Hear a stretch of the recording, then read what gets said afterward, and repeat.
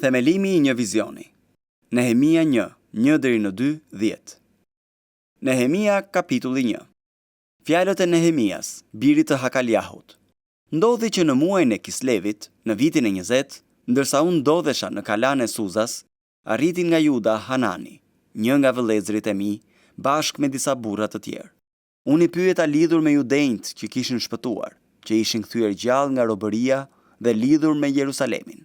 Ata më thanë, ata që kanë shpëtuar nga robëria janë atje poshtë në krahin, në një mjerim të madh dhe të poshtëruar. Përveç kësaj, muret e Jerusalemit janë plot me të çara dhe portat e tij janë konsumuar nga zjarri. Sa i dëgjova këto fjalë, u ula dhe qava. Pastaj mbajta zi disa ditë me radhë. Agjërova dhe u luta përpara Perëndisë të qiellit dhe thash: Të lutem shumë, o Zot, Perëndia i qiellit, Perëndi i madh dhe i tmerrshëm, që i qëndron besnik beslidhjes dhe ke mëshirë për ata që të duan dhe respektojnë urdhërimet e tua.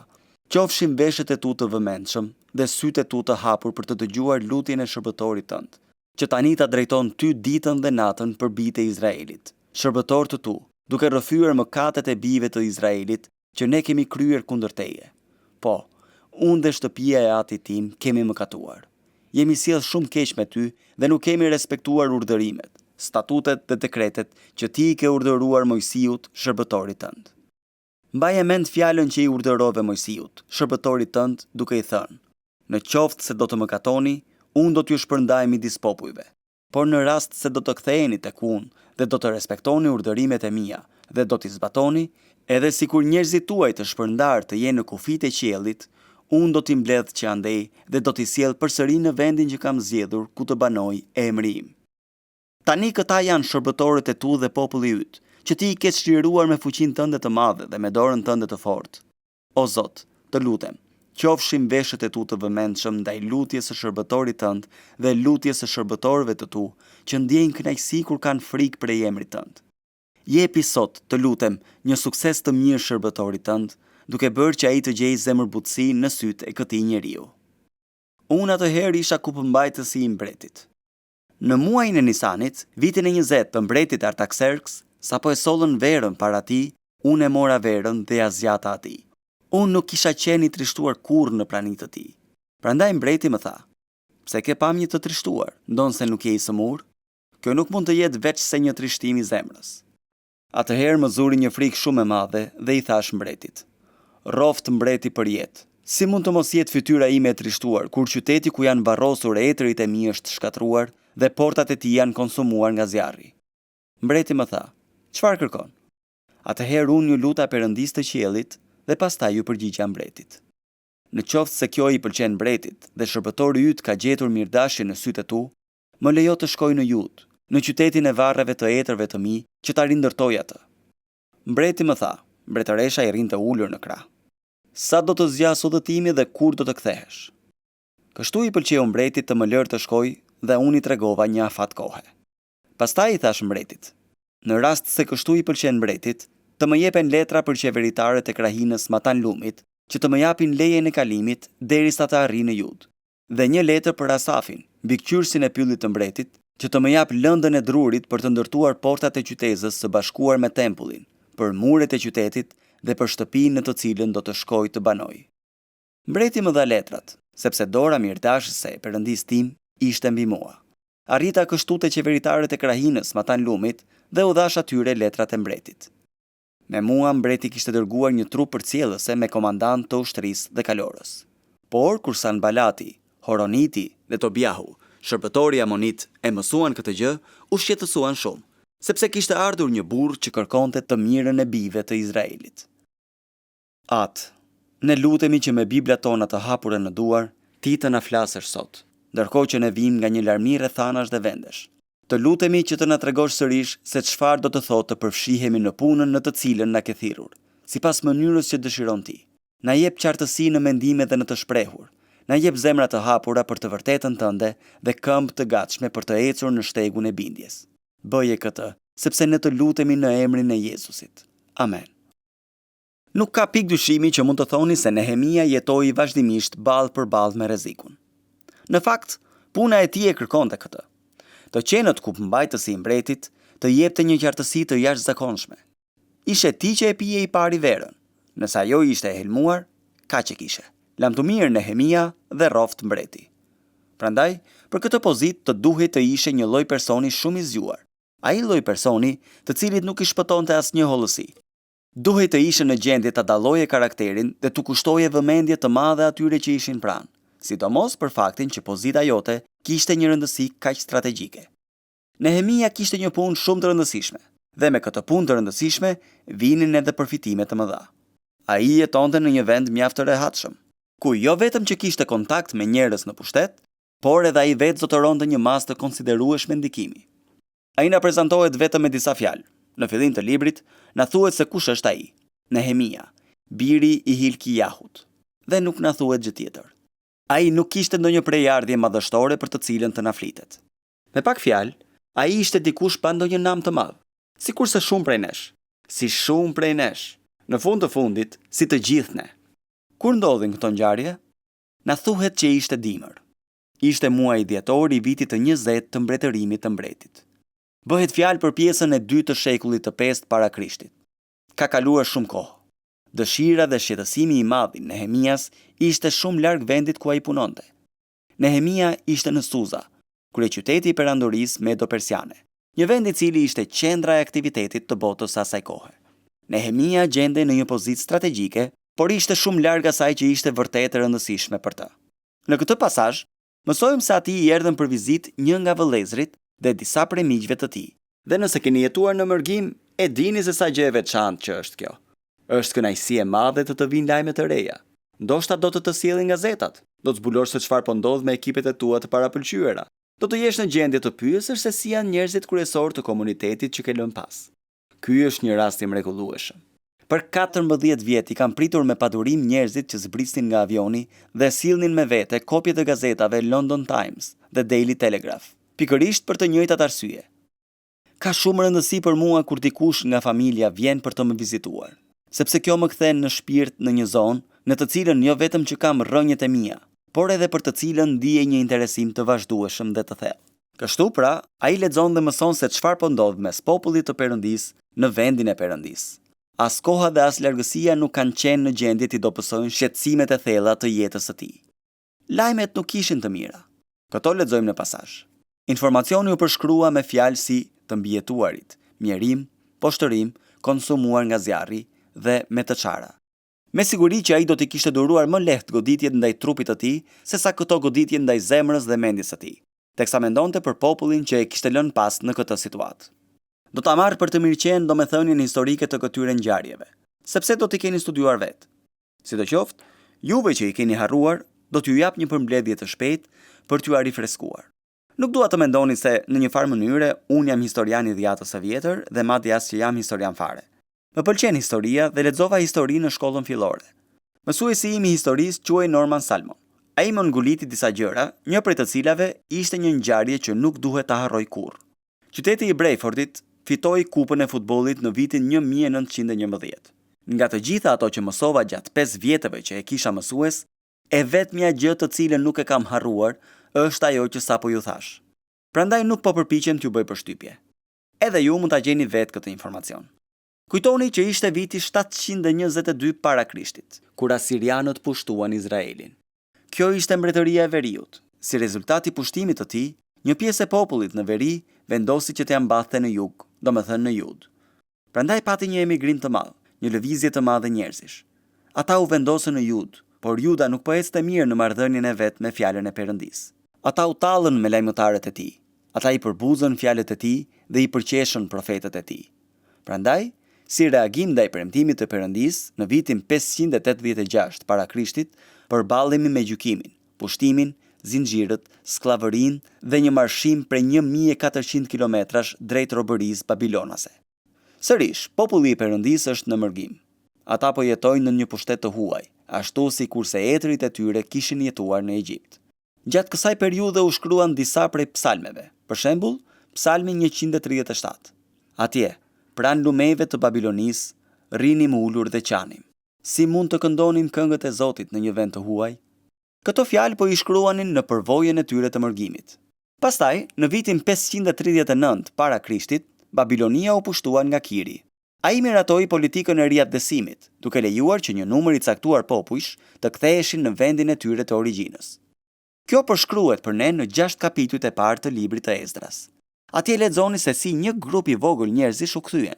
Ata nisën të rindërtonin rrënojat, derisa projekti I tyre ndaloi si rezultat I ndërhyrjes së Artaxerxit. Për këtë mund të lexoni tek Ezdra 4:23. Tani, unë besoj se lajmi që I erdhi Nehemias kishte të bënte me këtë shkretim të dytë. Mundësitë me të cilat ishte përballur ky grup I vogël që ishte kthyer, tani kishin humbur plotësisht. Si reagim ndaj asaj që po ndodhte me punën e Perëndisë në Jerusalem, Nehemia u pushtua nga pikëllimi. Njerëzit mund të reagojnë ndaj rrethanave ose duke I përsëritur ato në mendjen e tyre, ose duke vajtuar për to. Dhe kështu ndodh më së shumti mes njerëzve që bëjnë punën e Perëndisë tonë në kohën që jetojmë. Nuk është e vështirë të gjesh një grup njerëzish që janë në gjendje të përshkruajnë situatat dhe të vajtojnë për to. Oh, mik, a nuk është e tmerrshme? Dhe, oh, a nuk jemi vërtet në një hall të madh? Dhe, oh, nuk e kisha përfituar kurrë që gjërat do të arrinin në këtë pikë. Ju kaloni 4 apo 5 minuta në shoqërinë e njerëzve të tillë dhe ju kap plotësisht depresioni. Ata janë shpirtra të mirë dhe ne jemi shpirtra të mirë në masën që përfshihemi në këtë lloj qëndrimi.